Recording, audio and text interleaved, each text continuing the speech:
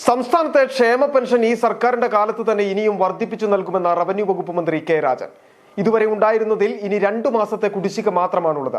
2 മാസത്തെ പെൻഷൻ ഒന്നിച്ചു നൽകിയപ്പോൾ കോൺഗ്രസ് വിട്ട് BJP ആയി മാറിയ മറിയക്കുട്ടിച്ചേട്ടത്തിക്കും അത് കിട്ടിയിട്ടുണ്ടെന്നും കെ രാജൻ പറഞ്ഞു. കഴിഞ്ഞ മെയ് മാസം കേരളത്തിൽ 62 ലക്ഷം പേർക്കും 1600, 1600, 3200 രൂപയുടെ പെൻഷൻ കിട്ടി.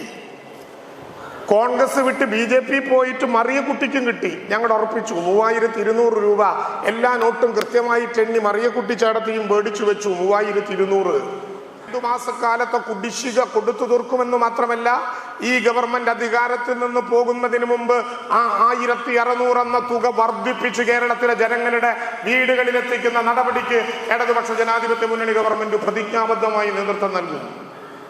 നേരത്തെ ഗവൺമെന്റ് പ്രഖ്യാപിച്ചതാണ്, പ്രകടന പത്രികയിലൂടെ ഗവൺമെന്റ് പ്രഖ്യാപിച്ചതാണ്.